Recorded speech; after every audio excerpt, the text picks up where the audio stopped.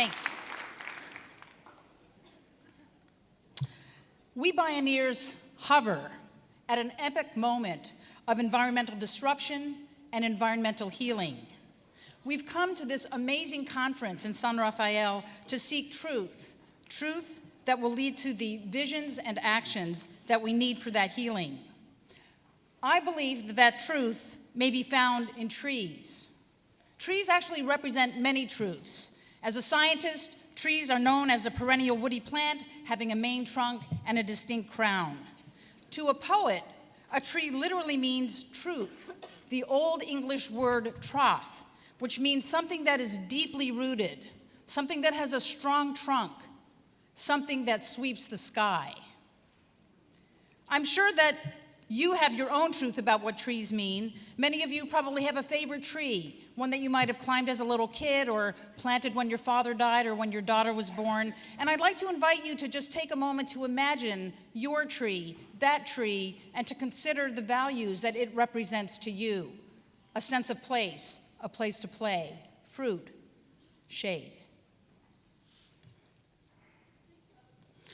I had a favorite tree that I climbed as a child. I was one of 5 children in a mixed family. My dad was from India, a scientist, a Hindu. My mother was from Brooklyn, New York, a language teacher, and an Orthodox Jew. So, yes, curried bagels were our signature dinner in our family. But it was this sort of loving and somewhat chaotic and confusing family. It was in that I found the strength of trees, that they held me in their limbs, held me aloft safely. This love of trees in my childhood led to a scientific study of forests, specifically the forest canopy. I sought truths, ecological truths of the interactions of plants and animals that live in the treetops. Until 30 years ago, the forest canopy was called the last biotic frontier, the plants and animals almost unknown. But using mountain climbing techniques, it's been fairly easy to get into the forest canopy of the trees I study in Costa Rica.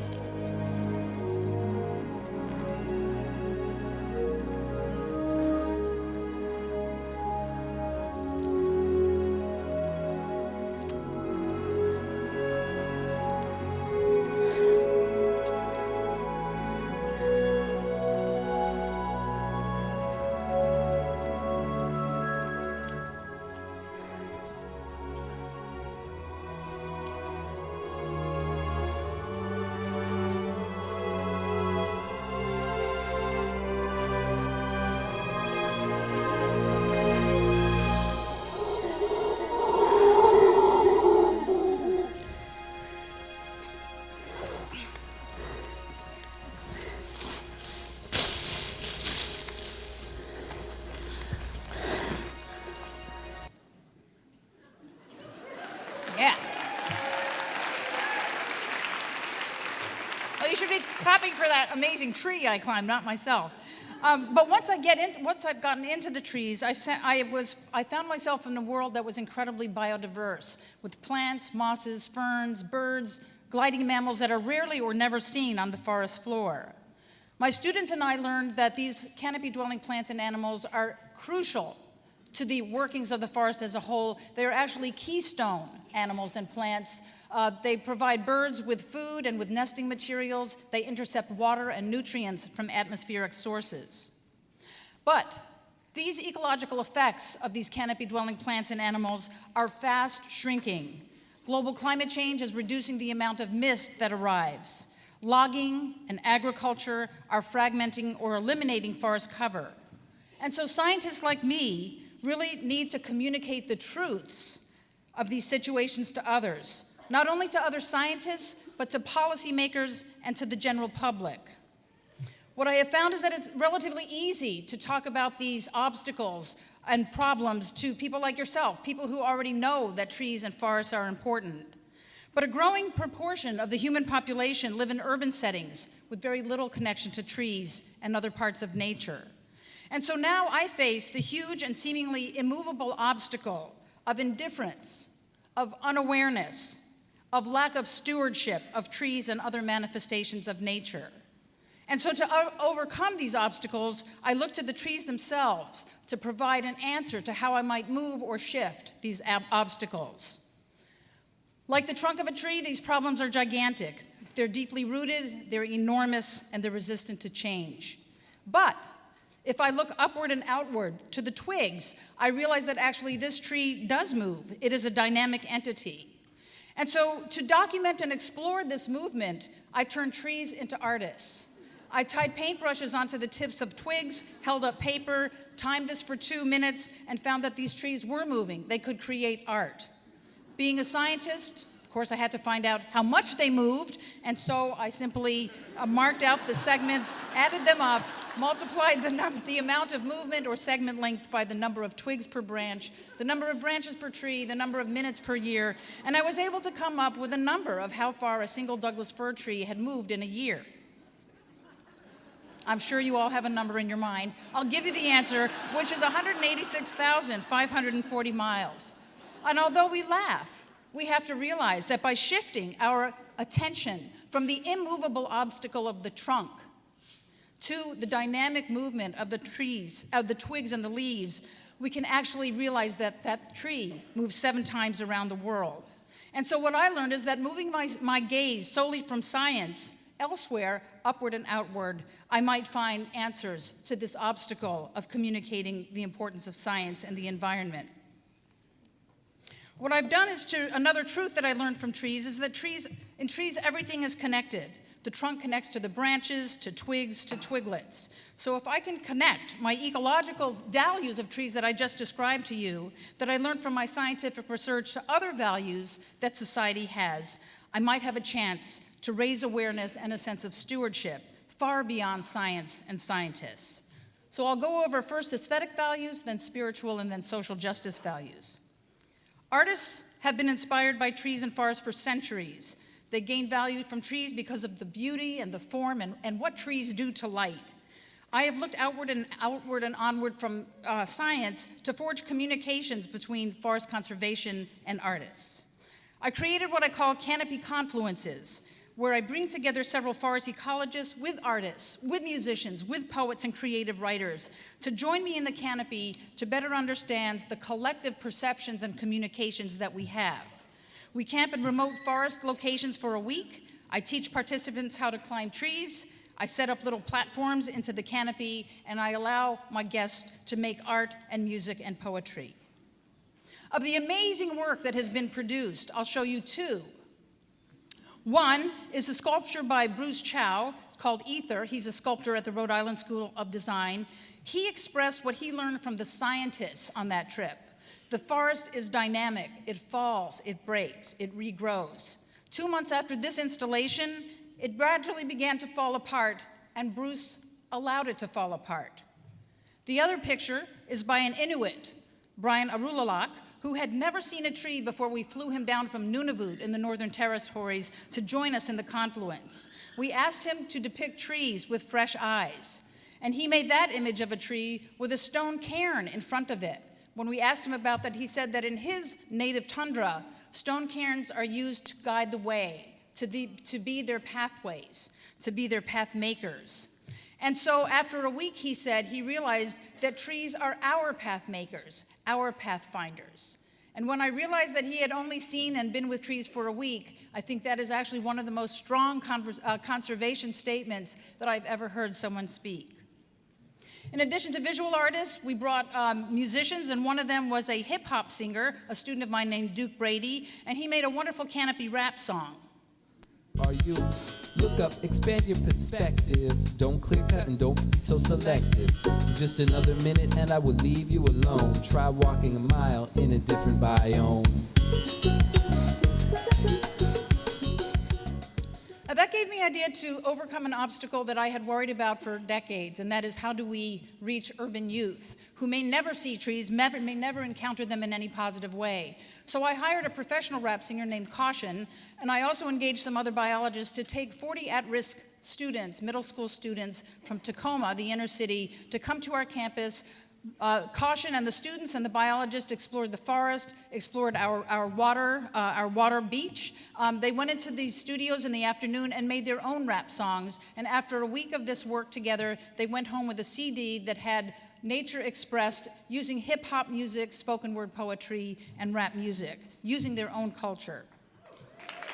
Um, Thank you.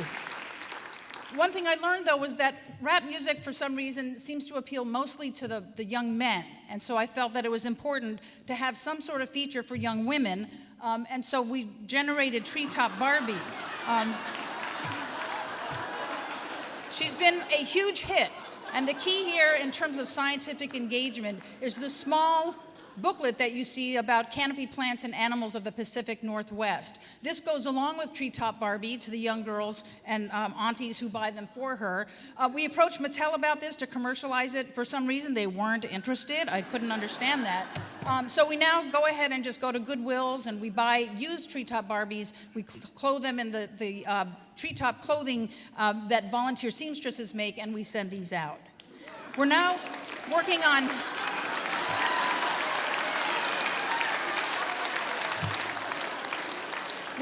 ground support Ken, but for some reason he's not quite as popular, so that needs a little work. I want to mention briefly one other project that involves aesthetics that I have not yet been able to launch, and I mention it because I think maybe out there in Bioneer land there might be some people who can help me, and that is about associating nature with fashion.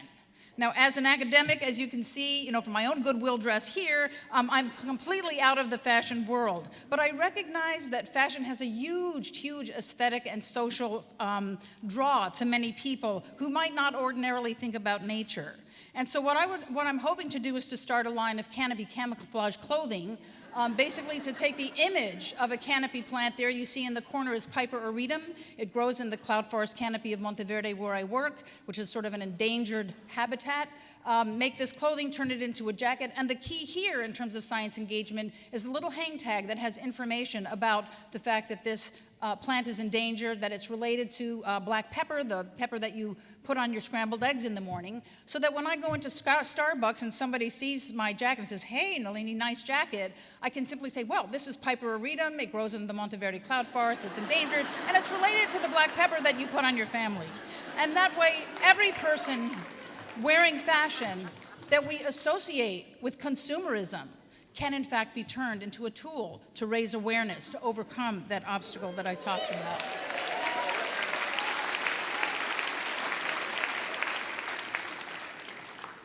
Well, we can laugh about the ecological Ralph Lauren that we might create, but I also want to remind us that another branch of human values of trees, that trees are tied to, are spiritual values. Rabindranath Tagore, the Indian poet, said that trees are Earth's endless efforts to speak to the listening sky. And indeed, over 80% of the humans on Earth identify themselves as being religious or spiritual in some way, which is a much larger proportion than those who identify with ecological issues. So linking religion and spirituality with trees and with conservation, I think, can be a great way to go. However, simply ramming down facts and figures about global climate change and biodiversity loss is not a very good tactic, and so I decided to take a different tactic, to move slightly outward and upward in terms of how I wanted to communicate about science. I decided to read the scriptures, the holy scriptures of the world's religions, to see how trees are portrayed in them. I began with the Old Testament, and found on the very first page that there are two very important trees, the tree of life and the tree of knowledge of good and evil. And when I actually went and downloaded the Old Testament from the internet and did a search for the words tree and forest, I found that there were 328 references to those two words. Being a scientist, I categorized those verses, and I saw that they relate to really everything, every human endeavor that culture regards. So I did the same thing with the Talmud, the Quran, the Gita, and Buddhist stories, and I put together a sermon that I then offered to a number of churches and temples.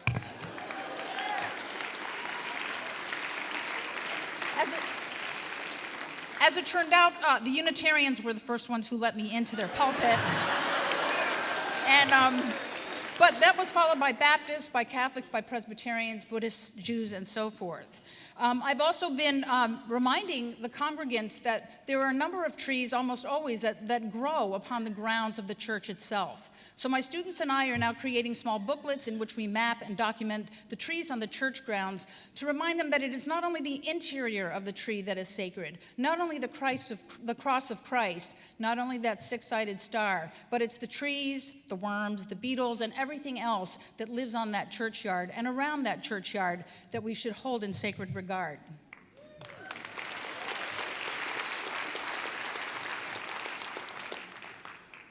So the obstacle between religion and science, I think, can be overcome when we open our mind, when we look upward and onward beyond just science or just religion. But I think we also have to remind ourselves that not everybody in our society can go to a church. Not everyone can go to a park. Not everyone can visit a museum. And I'd like to talk a little bit about the 2.3 million men and women who are incarcerated in our country. In 2005, I'd forged the Sustainable Prisons Project.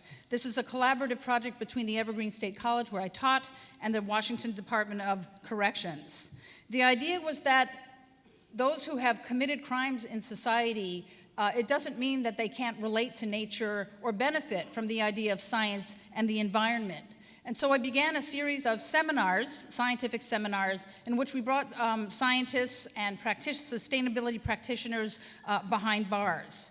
This led, as we began giving these seminars about everything from gardening to brown bear ecology to moss and ferns, to a number of projects that involved gardening, that involved worm composting, beekeeping, and water purification. We also carried out, by collaborating with conservation groups, some conservation projects. And because probably not that many of you have been in prison before, I thought I'd show you a short video about some of these conservation projects.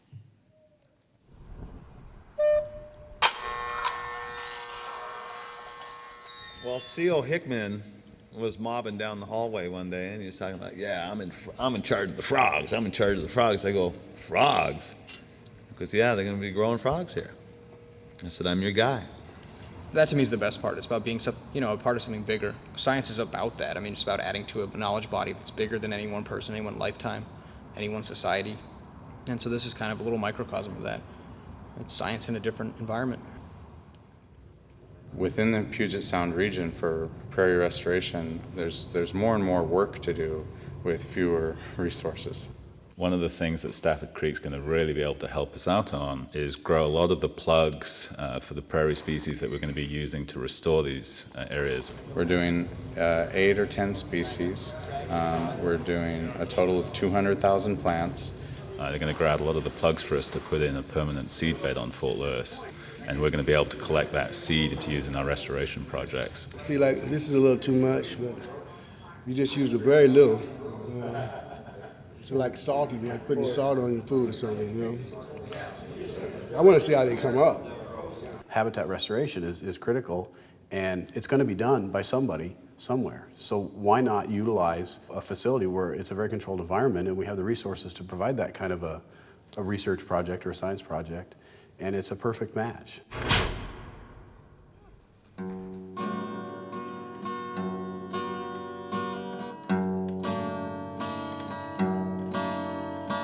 By being able to look at moss or raise frogs or help grow prairie plants, they suddenly become connected by this thin but very real ribbon to the outside world, both intellectually and physically. And to me, that's been very significant for people holding the ribbon on both sides, the prisoners who are locked in and the scientists who are entering into that world.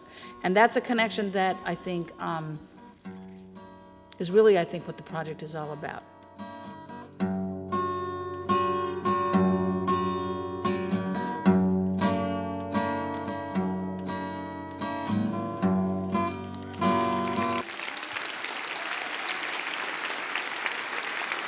Thanks. About 5 years into this project, we realized that we were not getting to all of the prisoners, that many prisons are held in solitary confinement because of their violent behavior or their mental health. And so what we're trying now is to bring nature to those inmates that we can't bring live plants and live frogs to. We're bringing nature imagery to them in the way of still photography to put up in their exercise yards for the hour a day that they get to spend there. And we have just started work for the first 6 months in a prison in Oregon, the Snake River Correctional Institute. And we have found very positive responses just to the fact that there's nature imagery on the walls instead of blank walls. The violent infractions have been reduced by half within 6 months. So I think that's really a very positive thing.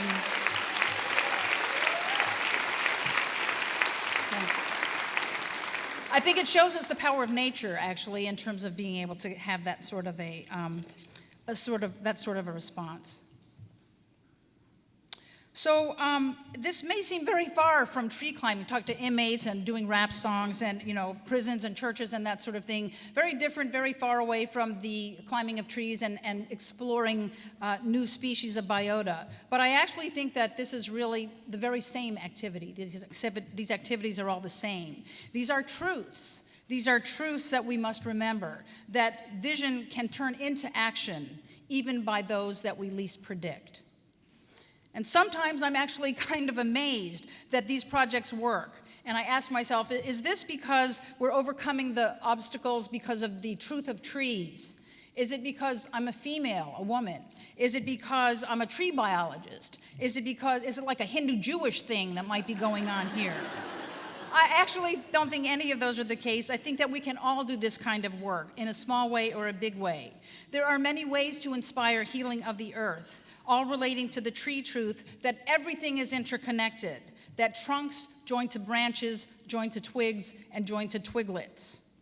To remove obstacles, we can think about our own values, our own ways of relating to the world, and link those values of ecology and the environment to whatever it is that we encounter.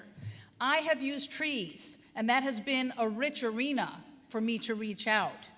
But many other values are out there waiting to be linked, like a young tree with branches and roots reaching out. The truth of trees is all around us. We can remember what they teach us because they are always here. Not just here in the forest or here in the parking lot, but we ourselves are trees. You and I have a trunk. We have limbs. We have a crown. And more than that, we have trees within us. The bronchia of our lungs are trees. The neurons in our brains are trees. And most of all, we hold trees in our hearts. When we connect with the trees and other parts of nature, we connect with the deepest and most important parts of ourselves. Recall your own tree, that one you thought about, and the truths that it has shown you. Each time we see a tree, outside us or within us, we can remember that they reflect the truth, the troth, something deeply rooted, something with a strong trunk, something that sweeps the sky. Thank you.